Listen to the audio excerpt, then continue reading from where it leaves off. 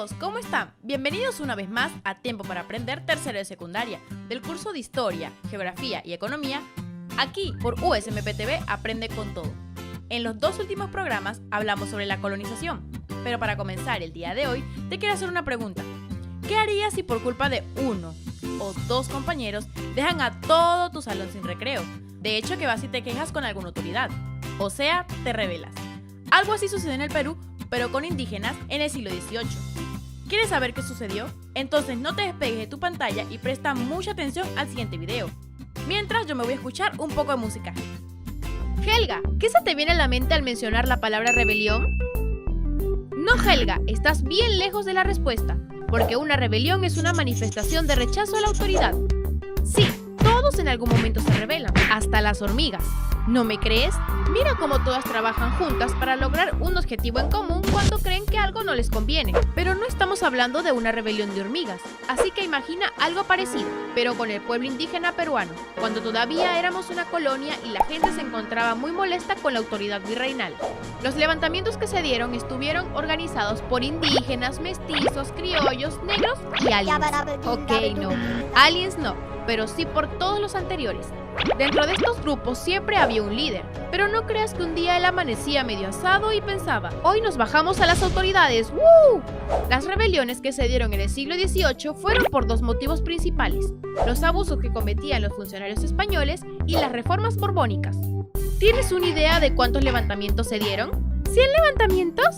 Exacto, Helga, fueron 100 levantamientos que se dieron en contra del régimen colonial, siendo los de nuestros recordados amigos Juan Santos Atahualpa y José Gabriel Condorcanqui los más impactantes. Pero arrimemos a Condorcanqui un ratito para comenzar hablando de Atahualpa. Profe, denos más info sobre él, porfa. Juan Santos Atahualpa fue el descendiente del último Inca Atahualpa. Él tuvo muchos motivos para rebelarse, como su descontento con el sistema laboral del virreinato. Además, reclutó adeptos de distintas etnias serranas y selváticas, como los shipibos, conibos, ayánicas, etc. Es decir, que su levantamiento se originó en la región del Gran Pajonal. Vamos a stalkear el Facebook de Atahualpa para ver algunos datos. Nombre completo, Juan Santos Atahualpa. Ocupación, dirigente quechua de una importante rebelión indígena. Chapa, Atahualpa. Propósito de la rebelión, restaurar el imperio incaico y expulsar españoles y negros. Paremos ahí. ¿Sabes por qué quería expulsar de la zona a los españoles y negros? Porque para Atahualpa la tierra se dividía en 3 reinos soberanos: España para los españoles, África para los africanos, y entonces, ¿América para los americanos? No, América para los indios, mestizos y criollos. Su movimiento libertario estalló en junio de 1742 y tuvo un plan nada, pero nada humilde.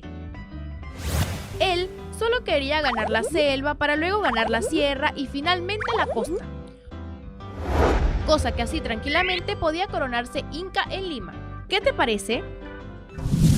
Mejor viajemos un toque a una zona del Perú llena de vegetación, donde están las cataratas más bonitas como la del Velo de la Novia y Bayoso, puentes colgantes como el Quimirí, lugares alucinantes como Posuso, Oxapampa, Satipo, etcétera, etcétera, etcétera. Ah, y por supuesto, donde se produce el mejor café del Perú. ¿Ya sabes de qué zona te hablo? La Selva Central. ¿Y por qué es importante este lugar? Porque resulta que Santos Atahualpa logró controlar este lugar, incitando a los indígenas a rebelarse contra los trabajos que le imponían los misioneros. ¿Sabes quiénes fueron ellos? ¿Gente misiasa que no tenía ni para comprar un caramelo de limón? ¡Error! Los misioneros eran personas de la iglesia que vinieron de Europa para evangelizar nativos y prestar servicios a los europeos. Se sabe que durante 10 años las tropas de Santos Atahualpa no solo se resistieron a las tropas virreinales, sino que también se encargaron de echar a todos los colonos y misioneros que se encontraban refugiados en la selva central. Lo que sí es algo del Orinoco, o sea, que tú no sabes y yo tampoco, es qué sucedió con Atahualpa, ya que desapareció misteriosamente en el año 1756 y ni siquiera los españoles lograron capturarlo. Demasiado fuerte, ¿no? Bueno, pero a finales del siglo XVIII se desató una rebelión más fuerte y violenta que sacudió los Andes. Este hecho estuvo protagonizado por José Gabriel Condorcanqui. Veamos qué sucedió. Hablemos ahora de José Gabriel Condorcanqui, conocido en el mundo de la farándula como Túpac Amaru II. Y como es costumbre, chequemos su info del Face. Nombre completo, José Gabriel Condorcanqui Noguera. Ocupación, caudillo indígena. Chapa, Túpac Amaru II. Propósito de la rebelión, buscaba la libertad de toda América. ¡Qué monstruo! Pero él no fue cualquier caudillo, sino que fue el líder de la mayor rebelión independentista que se dio en Hispanoamérica. A diferencia de Atahualpa, Túpac Amaru II sí consideraría oficialmente la presencia de negros, criollos, mestizos e indios para su rebelión, además de contar con el apoyo de muchos curacas. ¿Curacas? Sí, Helga. Curacas eran los jefes de los ayllus, o sea, de comunidades familiares indígenas. Túpac Amaru II también fue uno de estos, pero muy regio. Muy prestigioso y acomodado. Su rebelión se dio entre los años 1780 y 1782, específicamente en la región de Cusco, y fue conocida como la Gran Rebelión. ¿Sabes por qué se le llamó así, verdad? Porque fue la rebelión más grande del Perú y una de las más sonadas en Sudamérica. Túpac Amaru II fue la autoridad étnica encargada de recaudar el tributo que debían pagar los indios. Él era como el brigadier de Tupole, ya que tenía que mantener el orden en los pueblos de Yanaoca, Pampamarca y Tungazuca, al sureste de la antigua capital inca del Cusco. Además, era el responsable de rendirle cuentas al antipático del corregidor Arriaga. Aquí te lo presentamos. Este fue un corregidor español muy chinchoso, encargado de recolectar los tributos del pueblo. Túpac Amaru II inició gestiones a favor de los indios, ya que había comprobado la terrible opresión en la que estos vivían sometidos a la mita de Potosí. Repartos obligatorios de mercaderías por parte de los corregidores, el peso del tributo y de las aduanas terrestres. Pero los indígenas no solo tenían que soportar estos abusos, además debían realizar un pago excesivo del tributo y la mita, que era un impuesto al trabajo forzado en la mina.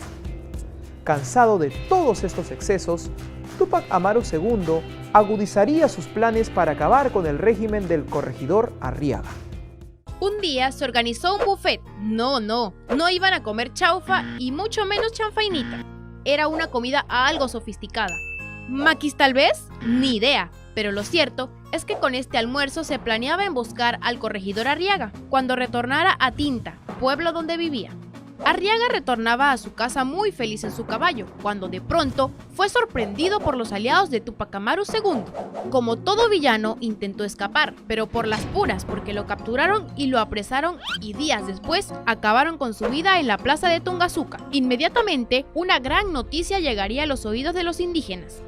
Túpac Amaru II había proclamado la liberación de los esclavos un 16 de noviembre de 1780.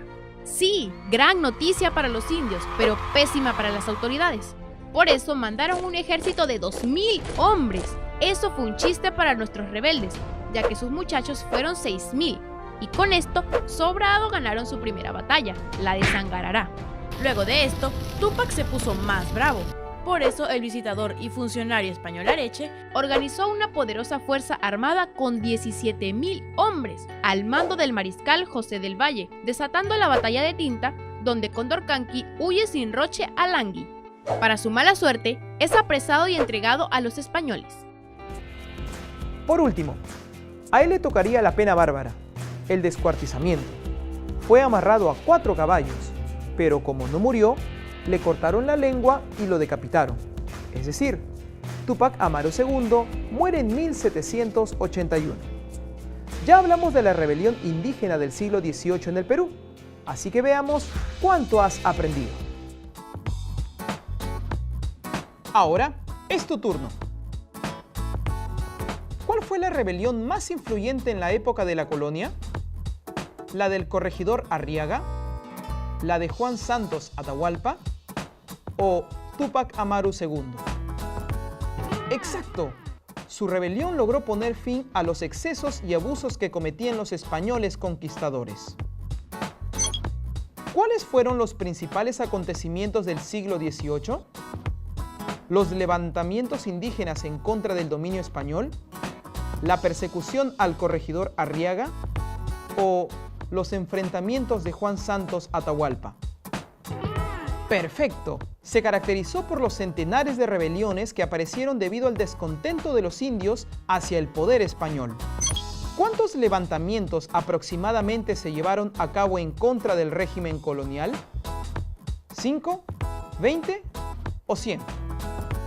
Así es, todos en contra del régimen colonial, pero solo 2 tuvieron mayor impacto: la rebelión de Juan Santos Atahualpa y la de Túpac Amaru II. Hoy aprendimos que las rebeliones con mayor influencia e impacto estuvieron lideradas por Juan Santos Atahualpa y José Gabriel Condorcanqui. Los motivos principales de las rebeliones se dieron por los abusos que cometían las autoridades de la colonia en contra de los indígenas y las reformas borbónicas. Atahualpa logró expulsar a las misiones franciscanas y militares españoles de la selva central. Hasta la actualidad se desconocen las razones y circunstancias de la muerte de Juan Santos Atahualpa. La rebelión más importante se daría con Túpac Amaru II, quien inicia su rebelión en 1780, acaba con el corregidor Arriaga, proclama la liberación de los esclavos y 2 días después gana la batalla de Sangarará. Por eso el visitador y funcionario español Areche lo derrota en la batalla de Tinta un 6 de abril de 1781, donde es ejecutado junto con su esposa Micaela Bastidas.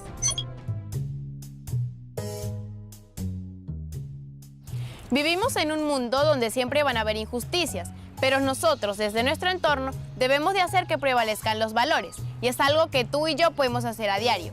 Por ejemplo, si en tu salón de clases ves que le echan la culpa a un compañero cuando realmente es culpa de otro, di la verdad, porque debemos de practicar los valores desde que somos muy pequeños. Precisamente por justicia e igualdad es que se han dado grandes enfrentamientos en la historia, como los que presenciamos anteriormente. ¿Sabías que la autoridad española prohibió al pueblo indígena toda manifestación artística y literaria? Sí, cuando se acabaron las rebeliones, se prohibió hablar en quechua. Incluso se excluyó la lectura de los comentarios reales de Garcilaso de la Vega. Además, se ordenó quitar todo tipo de decoración en los trajes y vestidos que hiciera referencia al pasado incaico. Ahora ya lo sabes. Ahora ya sabes que las 2 rebeliones indígenas más grandes del Perú se dieron en el siglo XVIII de la mano de Atahualpa y Túpac Amaru II. Pero para que sigas aprendiendo un poco más, te vamos a recomendar un libro espectacular que te va a narrar toda la revolución de José Gabriel Condorcanqui. Este libro se llama La rebelión de Túpac Amaru. Y alucina, fue el libro más vendido en la última edición de la Feria del Libro. Buenazo, ¿no? Bueno chicos, esto fue todo por hoy. Esto fue Tiempo para Aprender tercero de secundaria. Aquí por USMP TV aprende con todo. ¡Chao!